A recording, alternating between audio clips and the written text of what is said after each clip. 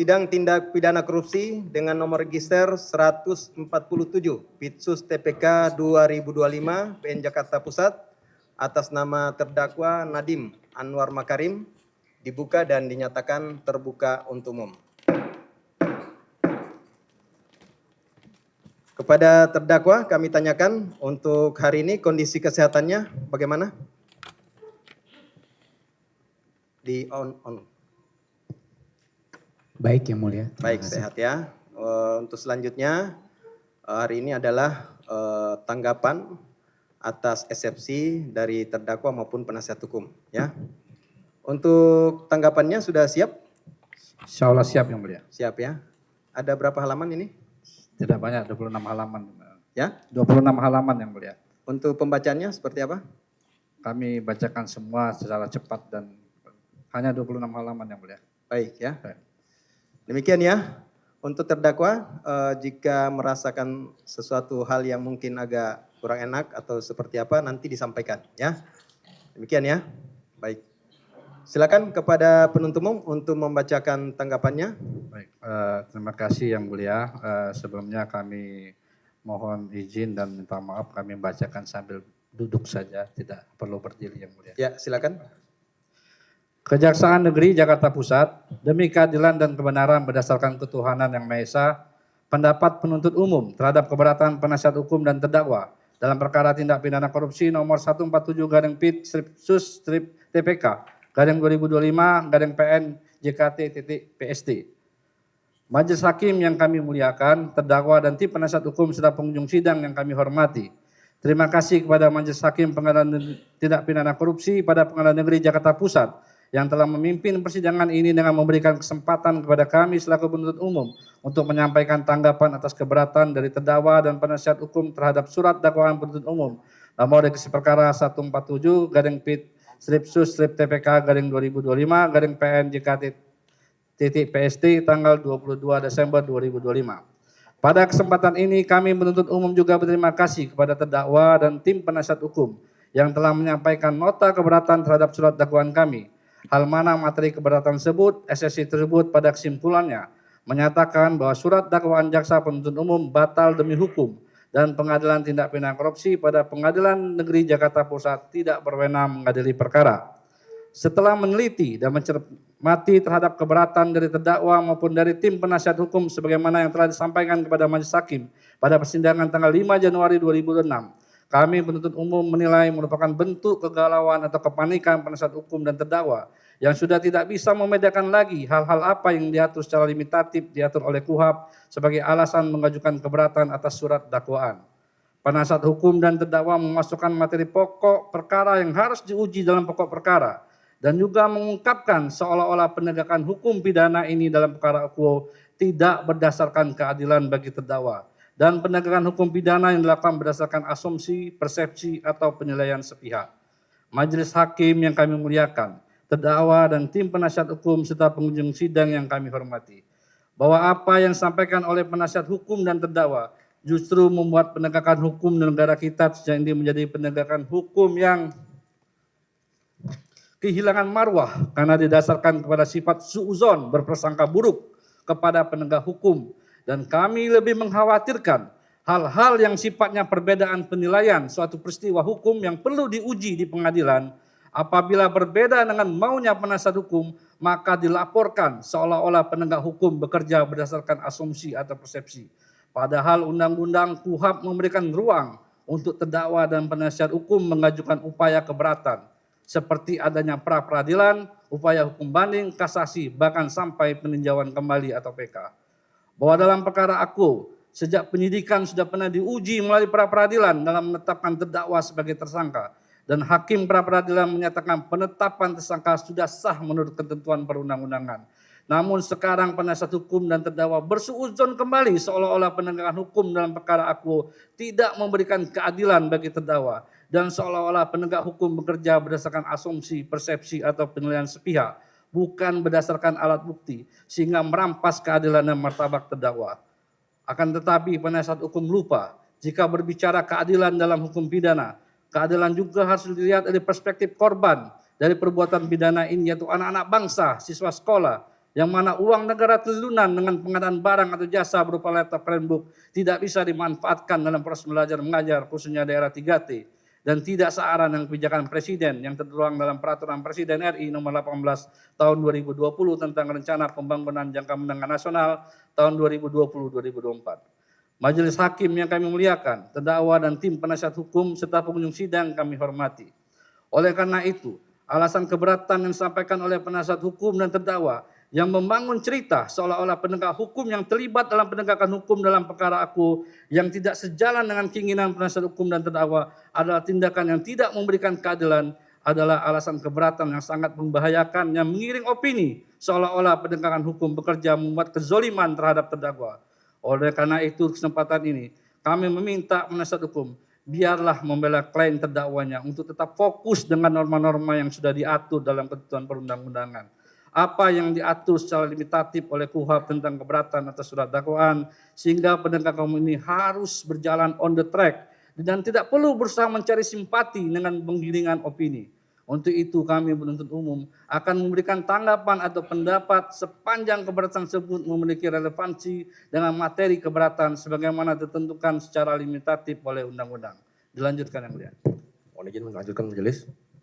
Majelis Hakim yang kami muliakan, terdakwa dan tim penasihat hukum serta pengunjung sidang yang kami hormati, bahwa terhadap perkara Aqua penuntut umum telah melimpahkan perkara Aqua pada tanggal 8 Desember 2025 sebelum berlakunya Undang-Undang Republik Indonesia Nomor 20 Tahun 2025 tentang Kitab Undang-Undang Hukum Acara Pidana atau KUHP sebagai pengganti Undang-Undang Nomor 8 Tahun 1981 tentang Hukum Acara Pidana atau KUHP, di mana Undang-Undang Republik Indonesia Nomor 20 Tahun 2025 tentang Kitab Undang-Undang Hukum Acara Pidana atau KUHP yang mulai berlaku pada tanggal 2 Januari tahun 2026 dan mengacu pada bab 12 tentang ketentuan peralihan yakni pada pasal 361 Undang-Undang Republik Indonesia Nomor 20 Tahun 2025 yang menyatakan pada saat undang-undang ini mulai berlaku. A. Perkara tindak pidana yang sedang dalam proses penyidikan atau penuntutannya diselesaikan berdasarkan ketentuan dalam Undang-Undang Nomor 8 Tahun 1981 tentang Hukum Acara Pidana. B. Perkara tindak pidana yang sudah terjadi sebelum berlakunya undang-undang ini tetapi proses penyidikan atau penuntutan belum dimulai, penyidikan atau penuntutannya dilakukan berdasarkan ketentuan dalam undang-undang ini.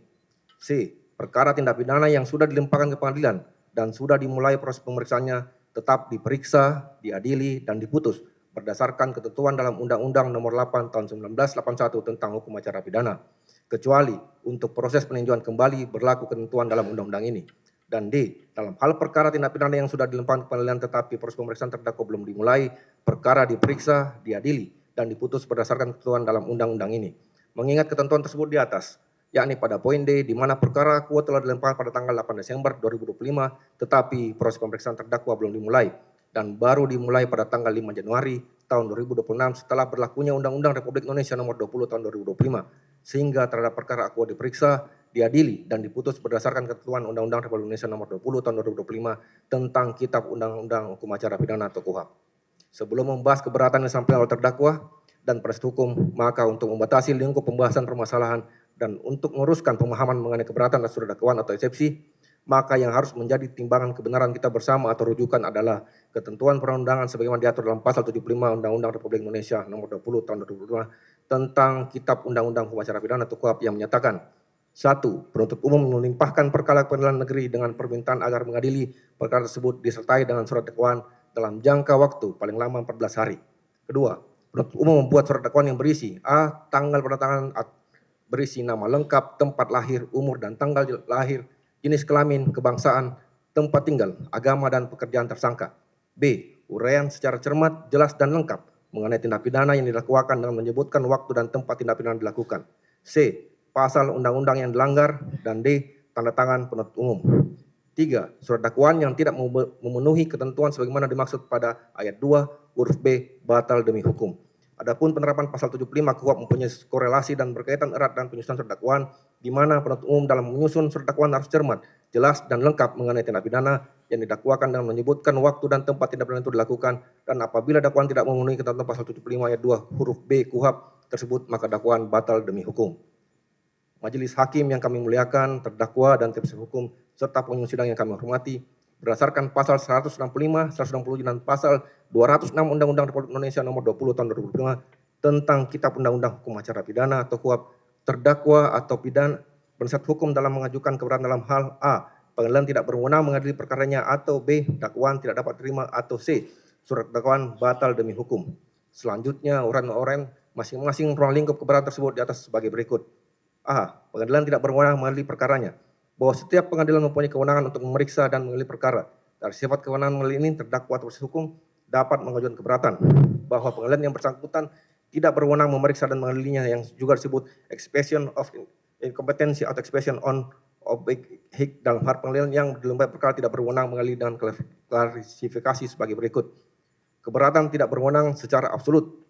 Munculnya persoalan kewenangan absolut mengadili sebagai akibat pasal 10 Undang-Undang Nomor 14 Tahun 1970 tentang ketentuan pokok-pokok kekuasaan kehakiman yang telah beberapa kali diubah dan terakhir diganti dengan pasal 25 ayat 1 sampai dengan kelima Undang-Undang Nomor 48 Tahun 2009 tentang kekuasaan kehakiman, telah menetapkan dan membagi jurisdiksi substansi untuk setiap lingkungan peradilan dalam satu segi dan pada segi yang lain disebabkan faktor pembentukan jenis peradilan khusus yang kewenangannya secara absolut diberikan kepada peradilan khusus tersebut. Di sini terdakwa atau penasihat hukum mengajukan keberatan bahwa pengadilan yang sedang memeriksa perkara yang sama sekali tidak berwenang memeriksa dan mengadilinya, karena apa yang didakwakan kepada terdakwa adalah di luar jurisdiksi peradilan tersebut. Misalnya, terdakwa yang dihadapkan dan diperiksa oleh peradilan umum tapi ternyata adalah seorang anggota TNI, sehingga lingkungan peradilan yang berwenang memeriksa dan mengadilinya adalah lingkungan peradilan militer, bukan peradilan umum. Kedua, keberatan tidak berwenang mengadili secara relatif.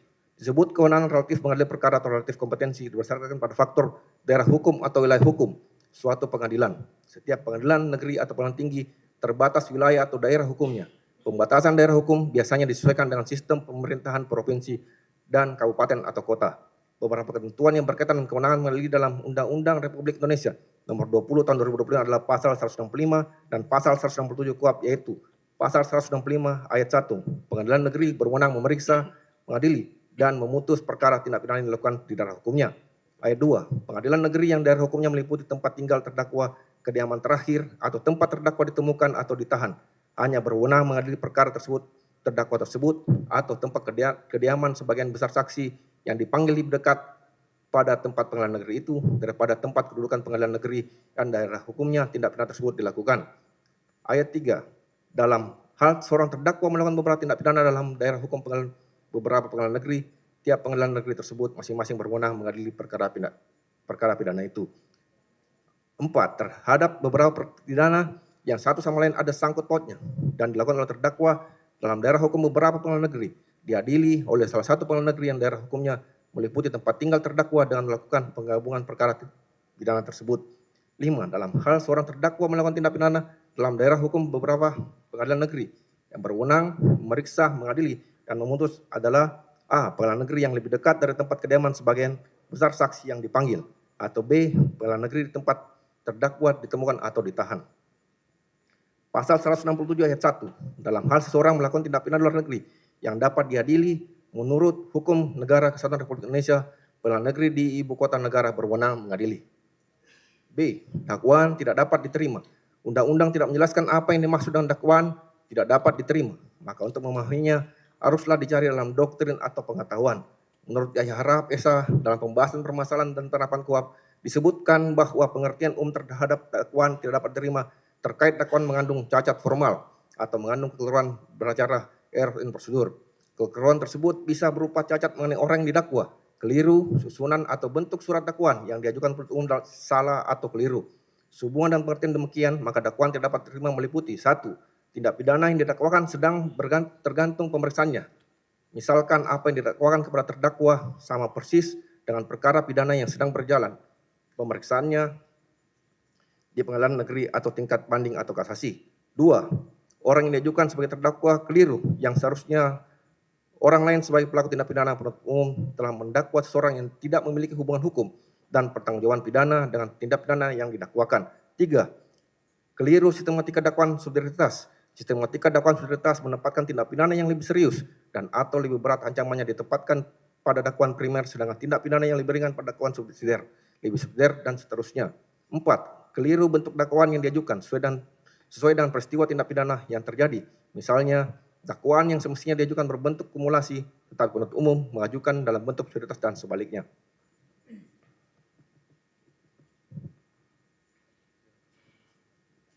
Setelah kami membaca dan mencermati keberatan eksepsi dari terdakwa dan penasihat hukum, maka pokok-pokok keberatan dapat diidentifikasi sebagai berikut. 1. Pengadilan Tindak Pidana Korupsi pada Pengadilan Negeri Jakarta Pusat tidak berwenang mengadili perkara akuo. Pengadilan Tindak Pidana Korupsi pada Pengadilan Negeri Jakarta Pusat tidak berwenang secara absolut untuk memeriksa, mengadili, dan memutus perkara sebagaimana dalam dakwaan jaksa penuntut umum. Tindakan terdakwa merupakan ranah hukum administrasi negara yang tunduk pada ketentuan Undang-Undang Nomor 30 Tahun 2014 tentang administrasi pemerintahan. Tindakan terdakwa dalam menerbitkan Permendikbud merupakan kewenangan terdakwa selaku menteri sebagaimana diamanatkan dalam pasal 17 ayat 1 dan ayat 3 Undang-Undang Negara Republik Indonesia tahun 1945 selaku pengambil keputusan dan atau tindakan dalam penyelenggaraan pemerintahan. Bahwa Undang-Undang Administrasi Pemerintahan telah mengatur mekanisme sanksi administratif sebagaimana diatur dalam pasal 80 Undang-Undang Administrasi Pemerintahan. Selain itu, dalam pasal 81 Undang-Undang Administrasi Pemerintahan dan Peraturan Pemerintah Nomor 48 Tahun 2016 tentang tata cara pengenaan sanksi administratif kepada pemerintahan menyatakan bahwa yang berwenang menyetujui sanksi kepada Menteri adalah Presiden Republik Indonesia. Bahwa dugaan pelanggaran administrasi yang didalilkan jaksa penuntut umum dalam surat dakwaan bukanlah wewenang Pengadilan Tindak Pidana Korupsi, sebagaimana batasan-batasan terhadap perbuatan yang memenuhi unsur perbuatan melawan hukum telah diatur pada pasal 14 Undang-Undang Nomor 31 Tahun 1999 tentang pemberantasan tindak pidana korupsi atau Undang-Undang Tipikor, sehingga apabila memang diduga terjadi pelanggaran atas Undang-Undang Administrasi Pemerintahan oleh pejabat pemerintahan, maka sanksi yang diberikan bukanlah sanksi pidana melainkan sanksi administratif sebagaimana dimaksud dalam Undang-Undang Administrasi Pemerintahan. Terlebih, tidak ada satupun perbuatan yang dinyatakan oleh Undang-Undang Administrasi Pemerintahan sebagai tindak pidana korupsi. 2. Surat dakwaan tidak cermat karena surat dakwaan seharusnya didasarkan pada pasal 603 dan 614 KUHP 2023 sebagai peraturan perundang-undangan baru yang lebih menguntungkan terdakwa sesuai pasal 3 ayat 1 junto pasal 618 KUHP 2023 dan asas les favor reo. Bahwa Undang-Undang Nomor 1 Tahun 2023 tentang Kitab Undang-Undang Hukum Pidana sebagaimana terakhir diubah oleh Undang-Undang Nomor 1 Tahun 2026 tentang pencucian pidana telah diundangkan pada 2 Januari 2023 dan mulai berlaku pada 2 Januari 2026. Sehingga sejak saat itu seluruh penegakan hukum pidana wajib tunduk pada pengaturan KUHP 2023 beserta ketentuan peralihannya. KUHP 2023 menata ulang sistem hukum pidana nasional termasuk pengaturan tindak pidana korupsi dalam satu rezim kodifikasi serta menegaskan berlakunya asas les favor reo sebagaimana pasal 3 ayat 1 dan pasal 618 KUHP 2023 yang mewajibkan penggunaan hukum yang baru atau yang paling menguntungkan bagi terdakwa terhadap perkara yang masih dalam proses peradilan.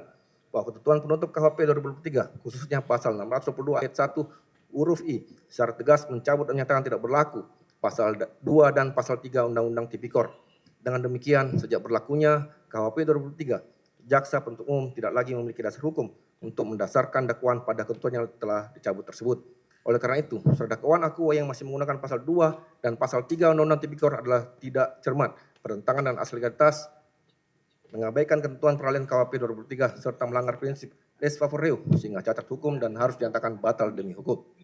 3. Surat dakwaan tidak jelas, tidak cermat dan tidak lengkap karena jaksa penuntut umum mencampur adukan kewenangan menteri dan kewenangan jabatan struktural di bawah menteri, padahal terdakwa tidak terlibat dalam pelaksanaan pengadaan karena kapasitasnya hanya sebatas merumuskan kebijakan. Bahwa dalam perkara akuo jaksa penuntut umum tidak menguraikan secara tegas dan terpisah mengenai peran, kewenangan dan tanggung jawab terdakwa sesuai dengan struktur organisasi kementerian. Bahwa dalam perkara akuo jaksa penuntut umum menyamakan kewenangan dan turut serta secara langsung dalam pelaksanaan proses pengadaan tanpa menjelaskan siapa yang menetapkan kebijakan, siapa yang melaksanakan secara teknis, dan siapa yang memiliki kewenangan administratif maupun anggaran. Bahwa sebagai menteri, terdakwa tidak pernah terlibat dalam pelaksanaan pengadaan karena terdakwa selaku Menteri Pendidikan, Kebudayaan, Riset, dan Teknologi, perbuatannya hanya sebatas melakukan perumusan dan menetapkan kebijakan melalui Peraturan Menteri Pendidikan dan Budaya Nomor 5 Tahun 2001 tentang penunjuk operasional dana alokasi khusus atau DAK fisik reguler bidang pendidikan tahun anggaran 2021. Sedangkan pelaksanaan pengadaan merupakan kewenangan pejabat struktural di bawah menteri melalui surat keputusan menteri tentang kuasa pengguna anggaran dalam pengadaan TIK di Kementerian Pendidikan, Kebudayaan, Riset, dan Teknologi sesuai dengan kedudukan fungsi dan susunan organisasi Kementerian Pendidikan, Kebudayaan, Riset, dan Teknologi yang diatur dalam peraturan perundang-undangan. 4. Surat dakwaan tidak cermat, tidak jelas, dan tidak lengkap karena jaksa penuntut umum tidak menguraikan secara tegas bentuk penyertaan dalam dakwaan. Dalam surat dakwaan, jaksa penuntut umum hanya menggunakan frasa-frasa umum bersama-sama atau turut serta tanpa menjelaskan secara konkret peran, kedudukan, serta kualitas unsur kesalahan atau mensrea terdakwa. terlebih dengan mengabaikan prinsip separation of duty yang menuntut pemberdayaan kewenangan kebijakan, pelaksanaan dan teknis secara berjenjang dalam struktur organisasi pada Kementerian Pendidikan dan Kebudayaan, Riset dan Teknologi. Bahwa ketidakjelasan tersebut diperparah oleh konstruksi jaksa penuntut umum yang menyambung-nyambungkan peristiwa, seolah-olah terdakwa sengaja melakukan penggantian pejabat untuk turut serta melakukan tindak pidana. Padahal keputusan penggunaan Chromebook telah dibahas dan disepakati secara kolektif pada tanggal 6 Mei 2020. Sedangkan penggantian pejabat baru dilakukan pada tanggal 2 Juni 2020 setelah kebijakan dianggap telah diputuskan. Dengan demikian, tidak logis dan tidak berdasar secara hukum untuk menyatakan terdakwa turut serta dalam tindak pidana tersebut karena pengambil keputusan kebijakan telah berlangsung sebelum penggantian pejabat terjadi, sehingga dalil jaksa penuntut tidak beralasan, tidak konsisten secara kronologis dan bertentangan dengan doktrin penyertaan dalam hukum pidana. 5. Surat dakwaan tidak cermat, tidak jelas, dan tidak lengkap karena pengadaan TK tidak ditentukan untuk daerah 3T. Bahwa dalam surat dakwaannya, jaksa penuntut umum membangun konstruksi seolah-olah terdakwa telah memaksakan pengadaan Chromebook di wilayah 3T, serta mengaitkan kebijakan tersebut dengan kepentingan pribadi terdakwa dengan mendalilkan bahwa pada masa jabatan Menteri Pendidikan sebelumnya, pengadaan perangkat Chromebook di wilayah 3T telah dinyatakan tidak berhasil. Faktanya, pengadaan Chromebook tidak pernah ditujukan untuk wilayah 3T, melainkan secara tegas dibatasi untuk sekolah-sekolah yang telah memenuhi persyaratan, yaitu wajib memiliki ketersediaan aliran listrik dan akses internet. Selain itu, jaksa penuntut umum sama sekali tidak menguraikan secara jelas rinci daerah kebutuhan kabupaten, kota, provinsi maupun satuan wilayah administratif mana yang dikategorikan sebagai wilayah 3T. Jaksa penuntut umum telah menggunakan istilah wilayah 3T tanpa penjelasan konkret, telah menjadikan dakwaan bersifat umum dan abstrak, sehingga membuat lokus delikti pada perbuatan yang didakwakan tidak dapat diketahui secara pasti. 6. Jaksa penuntut umum tidak menguraikan secara lengkap, jelas, dan cermat tentang tempus delikti, lokus delikti, fakta terkait kebijakan terdakwa dalam pengadaan TK di Kementerian Pendidikan dan Kebudayaan tahun 2020 dan perbuatan terdakwa yang mengandung konflik kepentingan. Bahwa surat dakwaan disusun dalam runtutan peristiwa yang maju mundur dan tidak runtut, sehingga menimbulkan konstruksi yang menyesatkan seolah-olah terdakwa sejak awal mengarahkan kerjasama dengan Google dan baru melepaskan jabatannya di PT Gojek Indonesia untuk menghindari konflik kepentingan. Padahal terdakwa telah mengundurkan diri dari seluruh jabatan di PT Gojek Indonesia dan PT Aplikasi Karya Anak Bangsa atau PT AKAP pada tanggal 22 Oktober 2019, sehari sebelum dilantik sebagai menteri. Selain itu, jaksa penuntut umum tidak menguraikan lokus delikti. Pertemuan yang dilalirkan terjadi pada November 2019 yang sebenarnya pertemuan tersebut tidak pernah terjadi. Lebih lanjut, dalil konflik kepentingan dinyatakan jaksa penuntut umum tidak disertai keputusan konkret mengenai perbuatan terdakwa yang secara langsung memberikan manfaat atau keuntungan bagi dirinya sendiri. 7. Surat dakwaan tidak jelas dan tidak cermat secara kronologis karena menguraikan peristiwa pengadaan TK dan realisasi pendidikan pada periode tahun 2016 sampai dengan tahun 2019 dengan menggunakan rencana pembangunan jangka menengah nasional tahun 2020 sampai dengan tahun 2021. RPJMN tersebut secara hukum baru berlaku di tahun 2020 sehingga tidak mungkin dijadikan dasar penilaian atas kebijakan dan program ini klaim terjadi sebelum RPJM tersebut ada. Penggunaan RPJN 2020 sampai dengan 2024 ini secara nyata digunakan untuk membangun konstruksi tuduhan seolah-olah terdakwa tidak mampu merancang program yang mencakup daerah 3T. Bahwa penyusunan uraian demikian menunjukkan adanya ketidaksesuaian antara sebab dan akibat karena tidak mungkin implementasi suatu kebijakan sudah dilakukan bahkan sebelum kebijakan ada dan berlaku. Merupakan suatu hal yang mengada-ngada dan mustahil jika suatu kebijakan dan kerangka perencanaan yang berlaku pada tahun 2020 diberlakukan secara surut untuk memvalidasi peristiwa yang diklaim terjadi pada periode tahun 2015 sampai dengan tahun 2019. Akibatnya surat dakwaan menjadi tidak cermat karena berdasarkan peristiwa pada kebijakan yang belum berlaku. 8. Surat dakwaan tidak jelas dan tidak lengkap karena tidak dijelaskan perbuatan material yang dilakukan oleh terdakwa sehingga terdakwa memperoleh keuntungan pribadi sebesar Rp809.126.125.000 yang berasal dari PT AKAP oleh PT Gojek Indonesia. Surat dakwaan hanya menyusun narasi asumtif bahwa penggunaan Chrome Device Management yang diklaim menguntungkan Google secara otomatis dianggap memperkaya diri terdakwa tanpa menjelaskan bagaimana mekanisme keuntungan tersebut berpindah dan dinikmati oleh terdakwa secara pribadi. Padahal secara yuridis terdapat perbedaan subjek hukum antara terdakwa selaku individu dan PT AKAP atau PT Gojek Indonesia selaku badan hukum. Selain itu, jaksa penuntut umum sendiri tidak pernah menemukan adanya aliran dana maupun kepada terdakwa Nadiem Al-Makarim baik yang bersumber dari Kementerian Pendidikan dan dari vendor pengadaan laptop maupun dari Google atau entitas afiliasinya. Lebih lanjut, kekayaan terdakwa pada faktanya justru menurun secara signifikan yang menunjukkan tidak ada kaitannya dengan investasi Google di PT AKAP. Terkait kenaikan harta kekayaan terdakwa pada tahun 2022, Hal tersebut karena terjadi stock split dan IPO atas saham PT Akap yang meningkatkan nilai pasar saham PT Akap yang telah dimiliki terdakwa sejak 2015, jauh sebelum terdakwa menjabat sebagai Mendikbud. Lanjutkan oleh teman saya.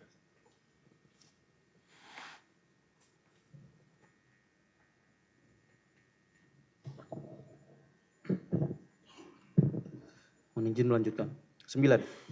Saudara dakwaan tidak lengkap, tidak cermat, tidak logis, dan tidak logis karena mendalilkan bahwa terdakwa telah memperkaya diri sendiri melalui Google sebesar 809.596.125.000 rupiah, yang dimana keuntungan yang diperoleh oleh Google dari pengadaan Chrome Device Management setidak-tidaknya hanya sebesar 621.387.678.730 rupiah. Lebih lagi, dakwaan memperkaya diri terdakwa juga semakin tidak logis karena bertentangan dengan kerugian keuangan negara yang didalilkan sendiri oleh jaksa penuntut umum, yaitu 1.588.888.662.716 rupiah, 74 sen akibat kemahalan pengadaan Chromebook dan 621.387.678.730 rupiah dari pengadaan Chrome Device Management.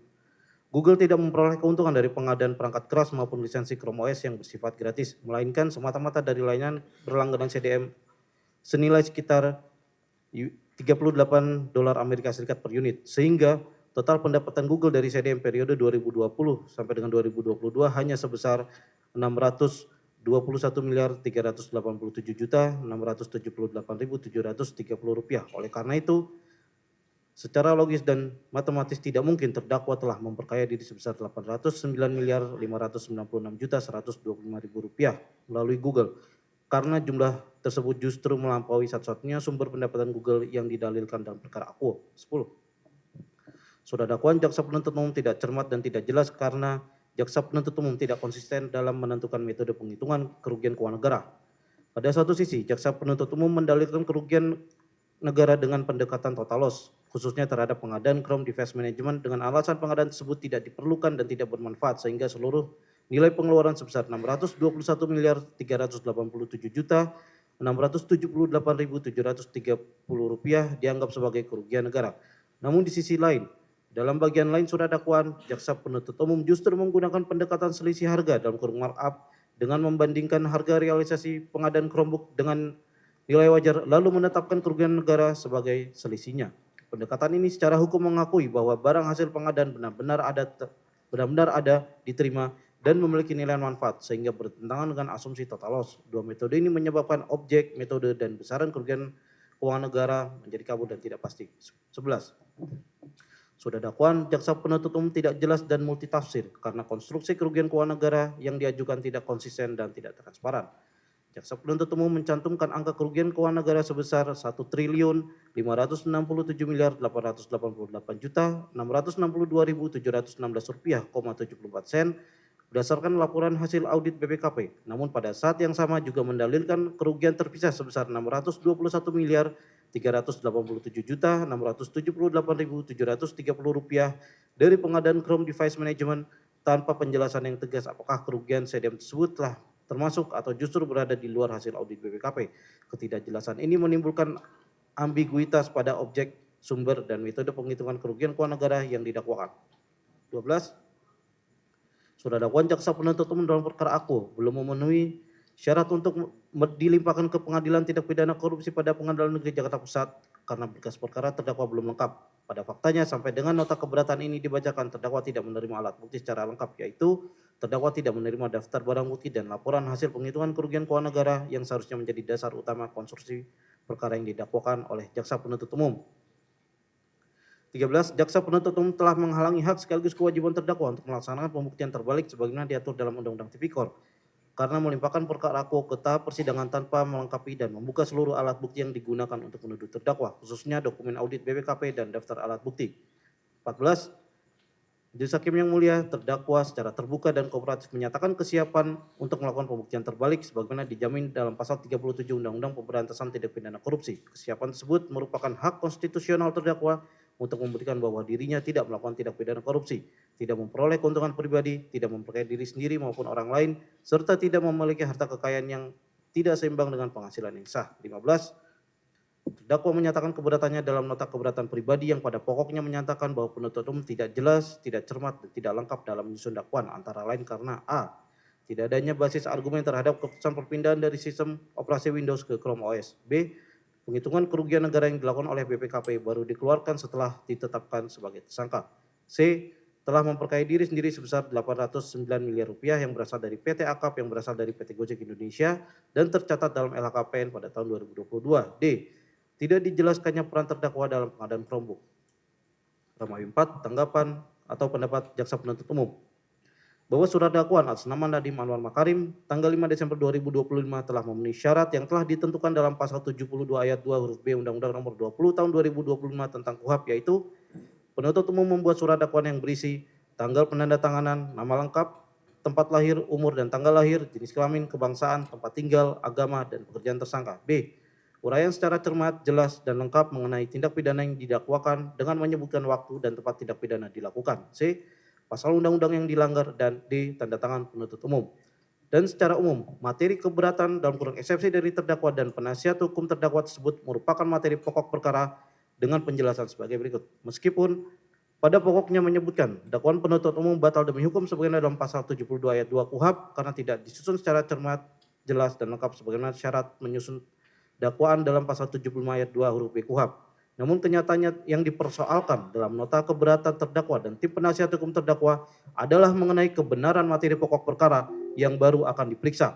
Padahal sebagaimana yang sudah penuntut umum uraikan secara rinci di bagian awal tentang materi keberatan, termasuk uraian penyusunan dakwaan secara cermat, jelas, dan lengkap adalah terkait mengenai kelengkapan formil surat dakwaan berupa kecermatan dalam hal merumuskan unsur delik yang didakwaan.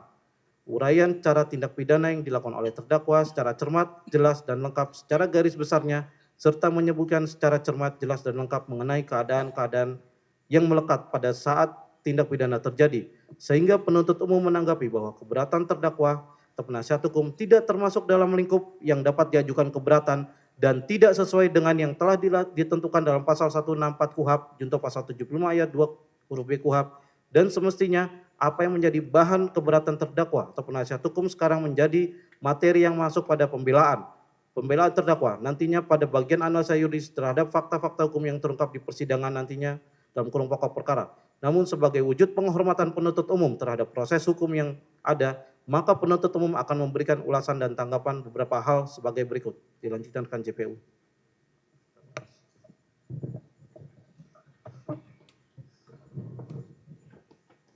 Izin melanjutkan.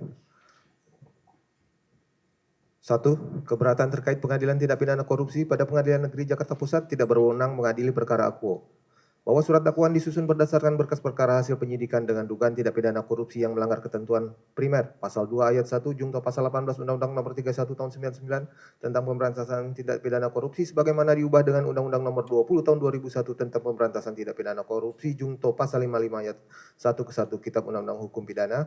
Subsidiar pasal 3 junto pasal 18 Undang-Undang Nomor 31 Tahun 99 tentang pemberantasan tindak pidana korupsi sebagaimana diubah dengan dengan Undang-Undang Nomor 20 Tahun 2001 junto pasal 55 ayat 1 ke 1 Kitab Undang-Undang Hukum Pidana. Selanjutnya surat dakwaan beserta berkas perkara dilimpahkan ke Pengadilan Tindak Pidana Korupsi pada Pengadilan Negeri Jakarta Pusat oleh karena berdasarkan ketentuan pasal 6 Undang-Undang Nomor 46 Tahun 2009 tentang Pengadilan Tindak Pidana Korupsi yang menyatakan Pengadilan Tindak Pidana Korupsi sebagaimana dimaksud dalam pasal 5 berwenang memeriksa, mengadili, dan memutus perkara A. Tindak pidana korupsi, B. Tindak pidana pencucian uang yang tindak pidana asalnya adalah tindak pidana korupsi, dan atau C. Tindak pidana secara tegas dalam undang-undang lain ditentukan sebagaimana tindak pidana korupsi.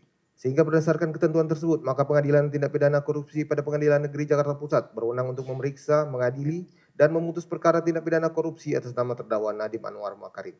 Bahwa keberatan terdakwa, penasihat hukum terdakwa terkait bahwa perbuatan terdakwa Nadiem Anwar Makarim masuk dalam ranah administratif sehingga harus disidangkan kepada Pengadilan Tata Usaha Negara adalah keliru.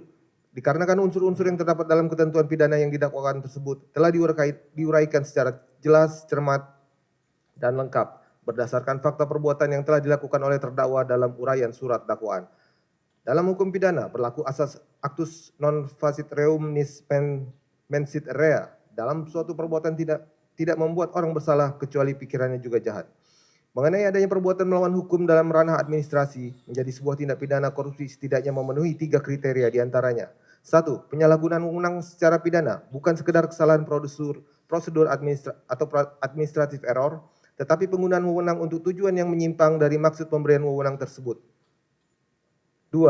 Adanya niat jahat, mens rea, pejabat secara sadar mengetahui bahwa tindakannya melanggar hukum dan bertujuan untuk menguntungkan diri sendiri, orang lain, atau korporasi.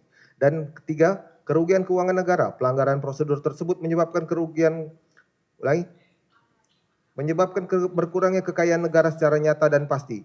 Sehingga terhadap seluruh materi keberatan atau eksepsi terdakwa melalui penasihat hukum tersebut menurut penuntut umum telah masuk pada materi pokok perkara yang selanjutnya akan dibuktikan di persidangan melalui pemeriksaan alat bukti untuk memperoleh fakta hukum material atas perbuatan yang telah terdakwa Nadiem Anwar Makarim sebagaimana dalam surat dakwaan dalam perkara akuo. Dengan demikian kami berpendapat bahwa keberatan yang dikemukakan oleh tim penasihat hukum tersebut harus ditolak. 2. Keberatan terkait surat dakwaan tidak cermat karena surat dakwaan seharusnya didasarkan pada pasal 603 dan 604 KUHP 2023 sebagaimana peraturan perundang-undangan baru yang lebih menguntungkan terdakwa sesuai pasal 3 ayat 1 junto pasal 618 KUHP 2023 dan asas lex favoreo. Pasal 618 Undang-Undang Nomor 1 Tahun 2023 tentang Kitab Undang-Undang Hukum Pidana menyatakan bahwa pada saat undang-undang ini berlaku, tindak pidana yang sedang dalam proses peradilan menggunakan ketentuan undang-undang ini, kecuali undang-undang yang mengatur tindak pidana tersebut lebih menguntungkan bagi tersangka atau terdakwa. Penasihat hukum terdakwa telah keliru dalam menafsirkan norma pasal 618 Undang-Undang Nomor 1 Tahun 2023 tentang Kitab Undang-Undang Hukum Pidana, di mana ketika surat dakwaan tertanggal 5 Desember 2025 dan dilimpahkan ke Pengadilan Tindak Pidana Korupsi pada Pengadilan Negeri Jakarta Pusat pada tanggal 5 Desember 2025 maka belum berlaku Undang-Undang Nomor 1 Tahun 2023 tentang Kitab Undang-Undang Hukum Pidana, di mana baru berlaku sejak tanggal 2 Januari 2026. Bahwa ketentuan-ketentuan yang menguntungkan bagi terdakwa pada saat undang-undang ini berlaku akan menyesuaikan pada saat pemeriksaan pengadilan sampai dengan upaya hukum.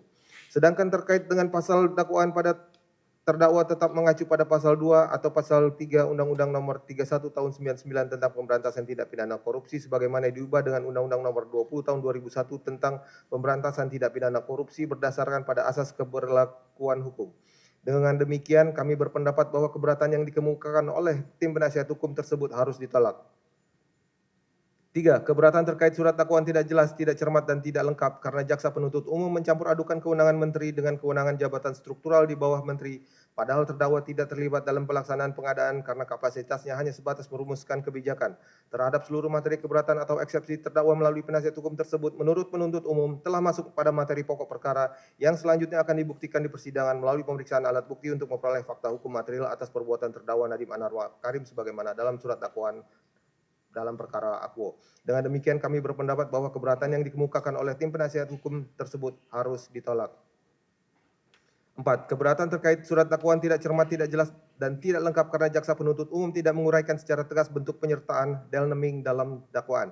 Bahwa surat dakwaan telah disusun secara cermat, jelas, dan lengkap, serta telah menguraikan secara tegas pelaku pesertanya dengan perannya masing-masing dalam uraian surat dakwaan, sehingga terhadap materi keberatan atau eksepsi terdakwa melalui penasihat hukum mengenai bagaimana peran atau bentuk penyertaan terhadap Nadiem Anwar Makarim pada perkara tindak pidana korupsi pada Kementerian Pendidikan Kebudayaan Riset dan Teknologi dalam program digitalisasi pendidikan tahun 2019 sampai dengan 2022 tersebut menurut penuntut umum telah masuk pada materi pokok perkara yang selanjutnya akan dibuktikan di persidangan melalui pemeriksaan alat bukti untuk memperoleh fakta hukum material atas perbuatan terdakwa Nadiem Makarim sebagaimana dalam surat dakwaan dalam perkara akuo. Dengan demikian, kami berpendapat bahwa keberatan yang dikemukakan oleh tim penasihat hukum tersebut harus ditolak. Dilanjutkan, Yang Mulia.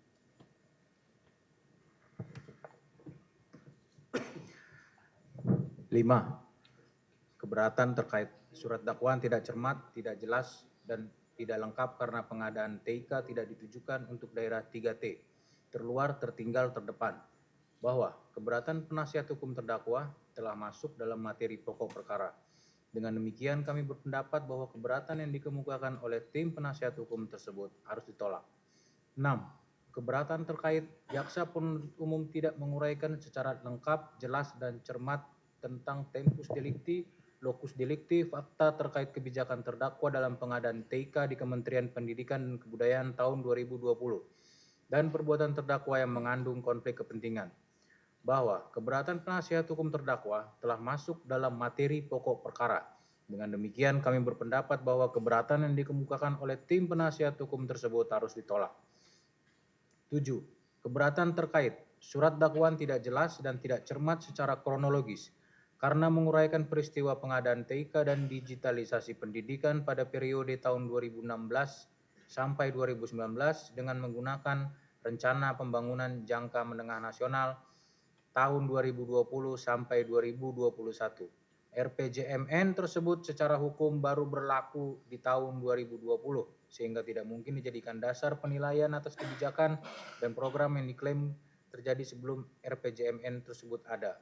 Penggunaan RPJMN 2020 sampai 2024 ini secara nyata digunakan untuk membangun konstruksi tuduhan seolah-olah terdakwa tidak mampu merancang program yang mencakup daerah 3T. Bahwa keberatan penasihat hukum terdakwa telah masuk dalam materi pokok perkara. Dengan demikian, kami berpendapat bahwa keberatan yang dikemukakan oleh tim penasihat hukum tersebut harus ditolak. 8.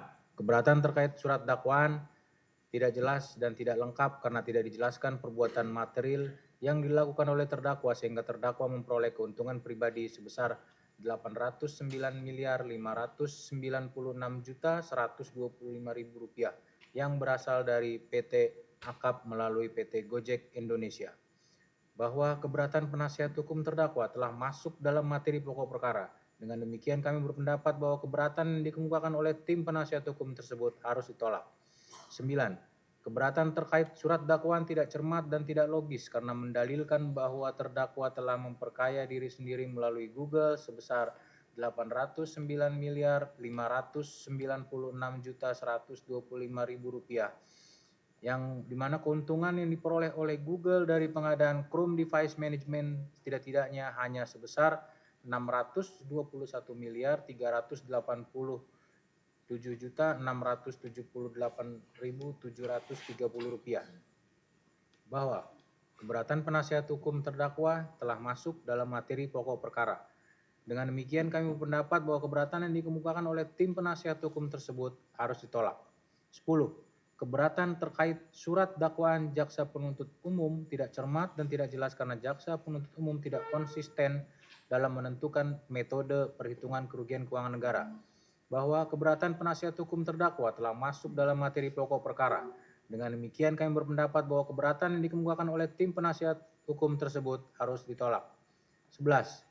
Keberatan terkait surat dakwaan jaksa penuntut umum tidak jelas dan multitafsir karena konstruksi kerugian keuangan negara yang diajukan tidak konsisten dan tidak transparan. Bahwa keberatan penasihat hukum terdakwa telah masuk dalam materi pokok perkara. Dengan demikian kami berpendapat bahwa keberatan yang dikemukakan oleh tim penasihat hukum tersebut harus ditolak. 12. Keberatan terkait surat dakwaan jaksa penuntut umum dalam perkara Ako belum memenuhi syarat untuk dilimpahkan ke pengadilan tindak pidana korupsi pada Pengadilan Negeri Jakarta Pusat karena berkas perkara terdakwa belum lengkap. Pada faktanya sampai dengan nota keberatan dibacakan, terdakwa tidak menerima alat bukti secara lengkap, yaitu terdakwa tidak menerima daftar barang bukti dan laporan hasil perhitungan kerugian keuangan negara yang seharusnya menjadi dasar utama konstruksi perkara yang didakwakan oleh jaksa penuntut umum. Bahwa daftar barang bukti dan laporan hasil penghitungan kerugian keuangan negara merupakan lampiran terpisah yang akan disampaikan oleh ahli penghitungan kerugian keuangan negara pada saat pemeriksaan di persidangan. Dengan demikian kami berpendapat bahwa keberatan yang dikemukakan oleh tim penasihat hukum tersebut harus ditolak. 13. Keberatan terkait jaksa penuntut umum telah menghalangi hak sekaligus kewajiban terdakwa untuk melaksanakan pembuktian terbalik sebagaimana diatur dalam Undang-Undang Tipikor karena melimpahkan perkara Ako ke tahap persidangan tanpa melengkapi dan membuka seluruh alat bukti yang digunakan untuk menuduh terdakwa, khususnya dokumen audit BPKP dan daftar alat bukti. Bahwa daftar barang bukti dan laporan hasil penghitungan kerugian negara merupakan lampiran terpisah yang akan disampaikan oleh ahli penghitungan kerugian keuangan negara pada saat pemeriksaan di persidangan. Bahwa terdakwa memiliki kesempatan untuk melaksanakan kewajibannya melakukan pembuktian terbalik pada saat pemeriksaan di persidangan dengan menghadirkan bukti-bukti yang relevan. Dengan demikian kami berpendapat bahwa keberatan yang dikemukakan oleh tim penasihat hukum tersebut harus ditolak. 14. Keberatan terkait majelis hakim yang mulia. Terdakwa secara terbuka dan kooperatif menyatakan kesiapan untuk melakukan pembuktian terbalik sebagaimana dijamin dalam pasal 37 Undang-Undang Pemberantasan Tindak Pidana Korupsi. Kesiapan tersebut merupakan hak konstitusional terdakwa untuk membuktikan bahwa dirinya tidak melakukan tindak pidana korupsi, tidak memperoleh keuntungan pribadi, tidak memperkaya diri sendiri maupun orang lain, serta tidak memiliki harta kekayaan yang tidak seimbang dengan penghasilan yang sah. Menurut penuntut umum, hak terdakwa untuk membuktikan ketidakbersalahannya adalah hak atributif untuk menjamin keadilan. Namun secara imperatif, kewajiban membuktikan kesalahan terdakwa tetap ada pada penuntut umum yang akan dibuktikan di persidangan melalui pemeriksaan alat bukti untuk memperoleh fakta hukum material atas perbuatan terdakwa Nadiem Anwar Makarim, sebagaimana dalam surat dakwaan dalam perkara Aquo. Dengan demikian kami berpendapat bahwa keberatan yang dikemukakan oleh tim penasihat hukum tersebut harus ditolak. 15. Keberatan terkait nota keberatan pribadi yang pada pokoknya menyatakan bahwa penuntut umum tidak jelas, tidak cermat, dan tidak lengkap dalam menyusun dakwaan. Antara lain karena A. Tidak adanya basis argumen terhadap keputusan perpindahan dari sistem operasi Windows ke Chrome OS. B. Penghitungan kerugian negara yang dilakukan oleh BPKP baru dikeluarkan setelah ditetapkan sebagai tersangka. C. Telah memperkaya diri sendiri sebesar 809 miliar yang berasal dari PT Akap yang berasal dari PT Gojek Indonesia dan tercatat dalam LHKPN pada tahun 2022.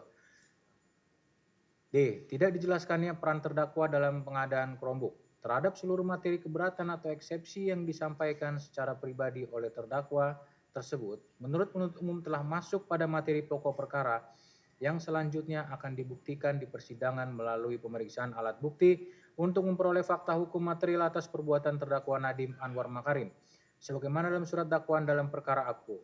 Dengan demikian kami berpendapat bahwa keberatan yang dikemukakan oleh terdakwa tersebut harus ditolak. Dilanjutkan rekan kami yang mulia. Baik yang mulia, masuk pada kesimpulan. Majelis Hakim yang mulia, saudara penasihat hukum dan terdakwa yang kami hormati, serta pengunjung sidang yang berbahagia. Berdasarkan uraian tersebut di atas, kami selaku penuntut umum tetap berpegang pada surat nomor registrasi PDS 79 garing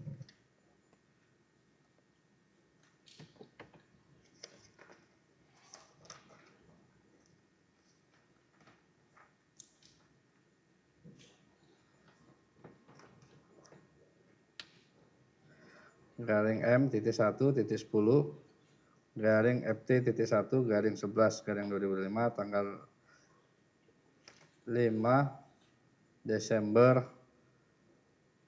2025 yang telah dibacakan pada tanggal 5 Januari 2026, dan kami mohon kepada Majelis Hakim yang memeriksa dan mengadili perkara ini memutuskan sebagai berikut.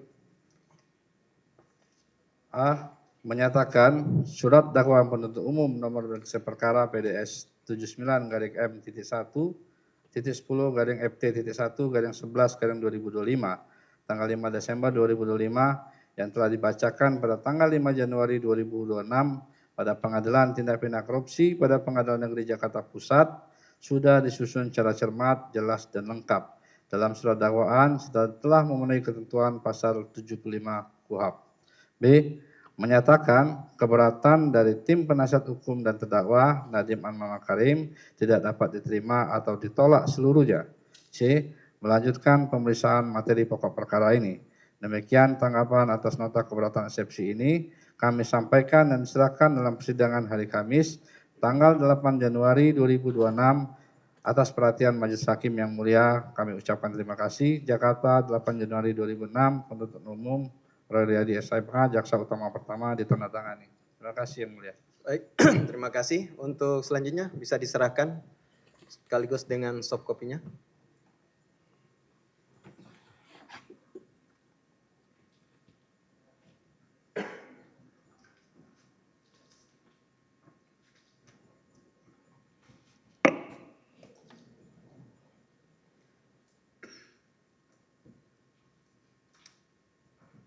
Sudah terima juga ya? Sudah ya. Demikian ya untuk pembacaan tanggapan atau pendapat dari penuntut umum atas eksepsi atau keberatan dari terdakwa maupun penasihat hukum ya. Sebagaimana di dalam ketentuan pasal 156 KUHP lama dan sekarang diatur di pasal 206 KUHP baru ya di KUHP lama itu eksepsi atau keberatan ya, keberatan. Namun di KUHP baru ini perlawanan ya. Tanggapan atau pendapat. Nah, terhadap hal itu tidak ada lagi untuk jawab jawab atau menanggapi ya. Jadi setelah pendapat dari penuntut umum, selanjutnya majelis hakim akan membacakan putusan. Demikian ya. Untuk putusan majelis hakim perlu menyusun dan bermusyawarah dan akan dibacakan pada hari Senin tanggal 12 Januari 2026. Ya. Demikian ya kepada penuntut umum untuk menghadirkan kembali terdakwa. Dan sebelum ditutup, majelis hakim pada hari ini menerima permohonan ya karena melalui PTSP sehingga kami akan menyampaikan di persidangan ini. Demikian ya. Dari terdakwa dan penasihat hukum mengajukan permohonan izin berobat, juga permohonan untuk penangguhan ataupun penahanan. Jadi ada 2 permohonan ya. Terhadap permohonan tersebut untuk izin berobat, majelis hakim mengabulkan untuk dilaksanakan. Sedangkan untuk permohonan pengalihan ataupun penangguhan, majelis hakim sampai saat ini belum mengambil sikap ataupun bermusyawarah terhadap itu ya. Juga dalam hal ini kami menerima juga dari penuntut umum permohonan izin penyitaan. Benar ya? Siap Yang Mulia. Oke. Juga untuk permohonan izin dan penyitaan ini majelis hakim juga belum menyikapi. Nanti sambil berjalan terhadap ini kami sampaikan supaya nanti baik penuntut umum, penasihat hukum bisa mengemukakan pendapat ya, menanggapi terhadap hal-hal yang dimohonkan. Nanti majelis hakim yang akan memutuskan. Demikian ya. Sebelum ditutup dari penuntut umum ada yang ingin disampaikan? Cukup Yang Mulia. Cukup ya. Penasihat hukum ada yang ingin disampaikan? Ada Yang Mulia. Silakan. Untuk diketahui sampai dengan saat ini kami penasihat hukum dan terdakwa belum menerima alat bukti mengenai penetapan kerugian keuangan negara sebagaimana yang telah ditetapkan berdasarkan ketentuan perundang-undangan mengenai perhitungan dan penetapan kerugian negara. Oke. Untuk dijadikan bahan pertimbangan oleh majelis di dalam menyusun putusan selah. Ada lagi? Cukup? Itu saja? Cukup Yang Mulia. Cukup ya. Baik, untuk hal tersebut majelis hakim juga belum menerima ya. Dan majelis hakim sampaikan untuk maksudnya mungkin laporan hasil audit ya. Iya, laporan. Untuk hal itu agar disampaikan pada sidang berikutnya hari Senin tanggal 12 Januari 2026. Demikian ya. Oke, ada lagi? Cukup? Mohon ini sedikit ya Yang Mulia. Untuk yang sita itu apakah kita boleh tahu apa yang diinginkan untuk disita oleh JPU Yang Mulia? Atau nanti di persidangan Senin nanti? Ya, nanti kami juga akan menyampaikan ini. Cuma suratnya ini baru kami terima juga hari ini ya. Terhadap permohonan penyitaan. Penyitaan ini terhadap tanah dan bangunan yang berada di Jalan Dharma Wangsa. Ya. Oke, nanti kami akan berikan juga kesempatan kepada penasihat hukum untuk menanggapinya. Ya mungkin sekarang bisa di awal. Atau Yang mau Mulia. dilihat? Boleh Yang Mulia. Oke, silakan. Silakan penuntut umum.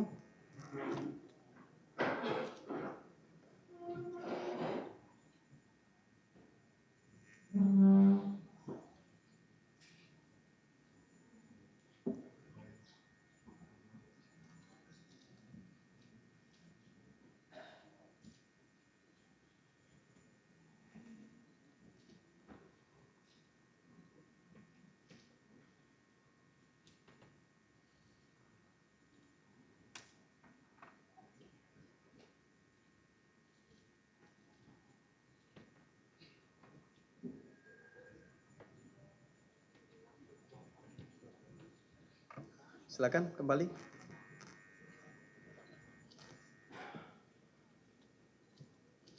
Jadi demikian ya. Atau ada tanggapan lagi? Ya, ada silakan. tanggapan yang mulia. Karena berdasarkan pasal 18 Undang-Undang Tindak Pidana Korupsi bahwa harta yang berhak untuk kemudian dilakukan penyitaan adalah apabila memang sudah ada bukti bahwa ada keuntungan yang secara konkret diterima oleh terdakwa.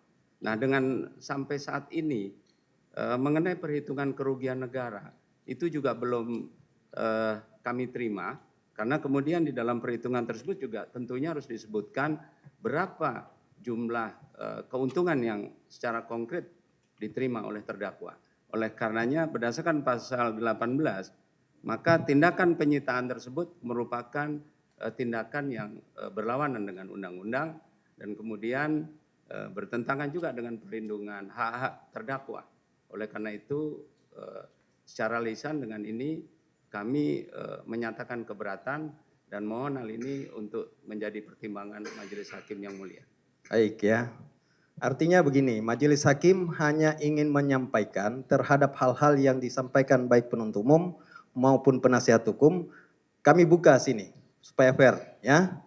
Dan terhadap permohonan ini kan kita belum pastikan ini. Apakah perkara ini berlanjut atau berhenti? Ya kan? Kita masih akan bermusyawarah terhadap keberatan atau eksepsi, kalau sekarang KUHP baru perlawanan namanya ya. Jika ini ternyata perlawanan atau keberatan eksepsi dikabulkan kan selesai kan.